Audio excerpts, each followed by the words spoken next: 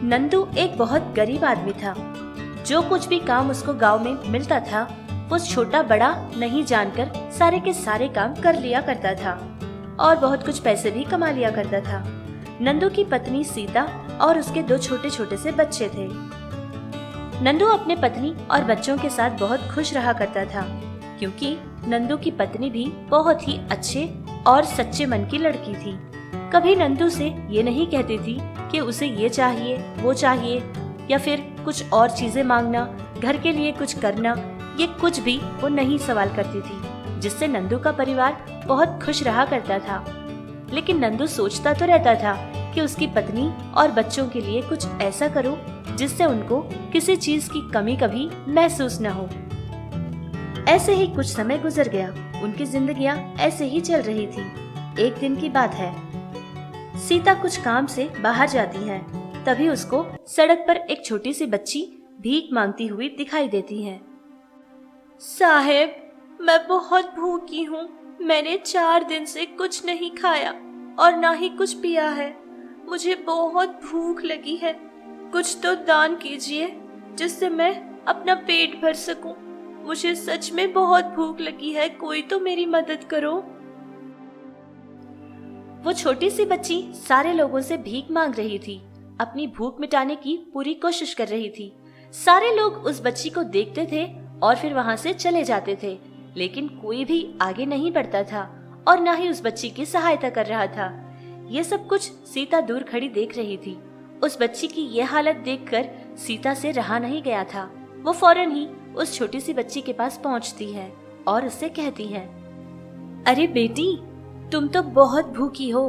तुमने कुछ खाया नहीं है क्या? अच्छा चलो ठीक है, मेरे साथ आ जाओ, मैं तुम्हारे लिए खाना ले लूंगी। सुनिए भैया, इस बच्ची को खाना दे देना और इसके पैसे मैं दे दूंगी। जाओ बेटा, तुम पेट भर के खाना खा लो। इस तरह सीता उस छोटी सी बच्ची की भूख मिटाती है, उसको पेट भर के खाना खिलाती है और फिर शाम के लिए खाने के लिए भी उसको एक पार्सल भी बनाकर दे देती है। उस खाने को लेकर वो छोटी सी बच्ची सीता से कहती है, माँ जी, आप पता नहीं कौन हो और आप कहाँ से आई हो, लेकिन आपने मुझे खाना खिलाया, आपने मेरी भूख मिटाई।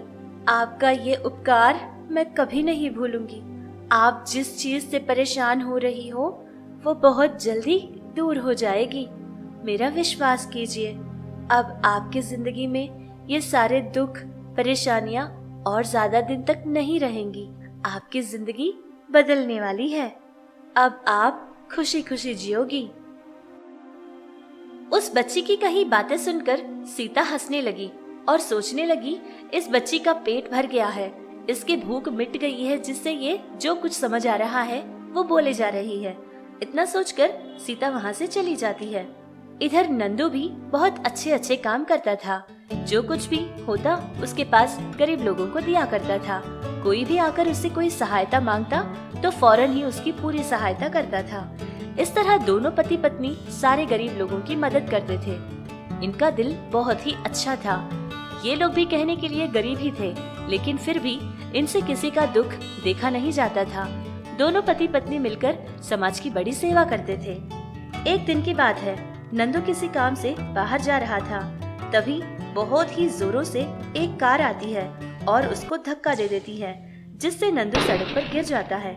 नंदू के सर पर बहुत चोट आई थी और उसका एक हाथ और एक पांव तो पूरी तरह से टूट चुका था, जिससे वो बहुत जख्मी पड़ता है और फिर लोगों ने उसको अस्पताल पहुंचाया था। डॉक्टर ने सारी जांच करके आकर बताया, देखिए, इनको बहुत ज्यादा चोटें आई है। नसीब की बात यह है कि इनके सर पे जो चोट लगी है वो बस बाहर वाली चोट है, अंदरूनी चोट इनको नहीं लगी है। लेकिन हाँ, इनका एक पैर और एक हाथ टूट चुका है, जिससे उनको ठीक होने में थोड़ा समय लग जाएगा। कुछ महीने तक तो इनको पूरा आराम दीजिए। अगर ये आराम नहीं करेंगे तो इनकी तबीयत ठीक नहीं होगी। और हाँ, जब तक ये आराम करते रहेंगे तब तक इनको कोई दूसरा काम भी नहीं करना है। डॉक्टर की ये बात सुनकर दोनों पति पत्नी की सांस रुक जाती है, क्योंकि उनका घर अगर ये लोग काम नहीं करेंगे तो घर भी नहीं चलेगा। इस बात से बहुत ही चिंतित होकर घबराने लगते हैं। अरे ये क्या, कुछ महीनों तक आप चारपाई से उतर नहीं पाओगे। अगर ऐसा रहेगा तो हमारा घर, हमारा परिवार कैसे चलेगा। मैं एक काम करती हूँ, मैं कुछ और काम ढूंढने की कोशिश करूंगी, शायद हमें कुछ पैसे मिल जाए। अरे लेकिन सीता, तू क्या कर सकेगी घर के लिए? मेरी परिस्थिति ऐसी हो जाएगी ये मैंने कभी सोचा नहीं था। अब पूरे परिवार की जिम्मेदारी तू अकेली कैसे संभालेगी सीता? मैं पूरी तरह से टूट चुका हूँ सीता। मैं कुछ नहीं कर पाता, क्या करूं? कुछ समझ नहीं आ रहा है। सारी जिम्मेदारी तेरे जिम्मे कैसे छोड़ दूं? अरे ये आप कैसी बातें कर रहे हो? आप बिल्कुल घबराना मत, भगवान है ना कोई रास्ता जरूर बताएगा। आप बस बिना चिंतित आराम कीजिए। अभी आपको आराम करने की बहुत जरूरत है, और तब तक के लिए जितना पैसा मेरे पास है उतने पैसों से घर के लिए कुछ सामान खरीद कर लाऊंगी, क्योंकि खाना बनाने के लिए भी घर में अभी कुछ नहीं है। बाकी सारी बातें हम बाद में करते हैं, ठीक है? ये सब कुछ कहकर बेचारी सीता बाजार चली जाती है। जो कुछ भी घर के लिए खाना बनाने के लिए सामान चाहिए था वो सारा का सारा खरीद लेती है। अब उसके पास सिर्फ 20 रुपए बच जाते हैं। वो घर वापस आ रही थी, तब उसने देखा कि वो छोटी सी बच्ची फिर से सड़क पर खड़ी हुई भीख मांग रही थी। कह रही थी कि वो बहुत भूखी है, जिससे सीता से रहा नहीं गया, और फिर सीता बिना देर किए उन 20 रुपए से 2 समोसा खरीदती है और उस बच्ची को ले जाकर देती है। देखो बेटा, आज तुम्हारे लिए मैं खाना नहीं ला पाऊंगी, क्योंकि मेरे पास पैसा नहीं है। बस मेरे पास कुछ ही पैसे बचे थे जिनसे मैंने ये समोसे खरीदे हैं। आज के लिए यही खा लो बेटा। दूसरी बार जब मैं आऊंगी तो तुम्हारे लिए कुछ अच्छा खरीद कर लाऊंगी। आपका बहुत बहुत धन्यवाद। आपकी सहायता लेकर मैं बहुत खुश हुई हूँ, लेकिन आपसे मुझे एक बात कहनी है। ये समोसा अब मुझे नहीं चाहिए। इसको आप अपने साथ ही रखना। घर जाने के बाद इसको खोल कर देखना। भगवान ने आपकी सुन ली है। आज के बाद आप बहुत खुश रहेंगी। बस इतनी सी बात कहकर वो बच्ची वहीं की वहीं गायब हो जाती है, जिसको देखकर सीता बहुत परेशान हो जाती है। उसको अपनी आंखों पर विश्वास नहीं होता कि ये सब कुछ देख रही है सपना है या फिर सच है। घबराती हुई बाजार से अपने घर चली जाती है और फिर सारी बात उसके पति नंदू से बता देती है। नंदू भी घबराता हुआ सारी बात सुनता है, और फिर घबराता हुआ नंदू अपनी पत्नी से वो समोसा की पोटली ले लेता है। खोलकर देखता है। देखना ही था कि दोनों पति पत्नी की आंखें फटी की फटी रह जाती है।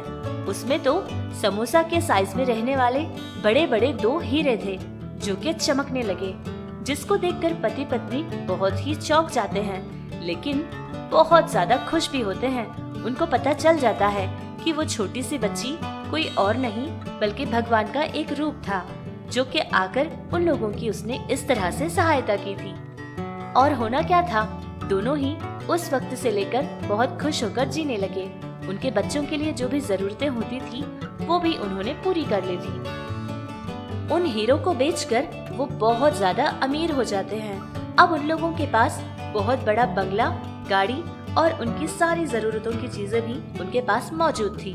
इस तरह उनकी अच्छाई भगवान ने देखी थी और उनकी इस तरह जादुई तरीके से उनकी मदद की थी। इसीलिए कहते हैं कि अच्छाई का बदला भगवान जरूर देते हैं।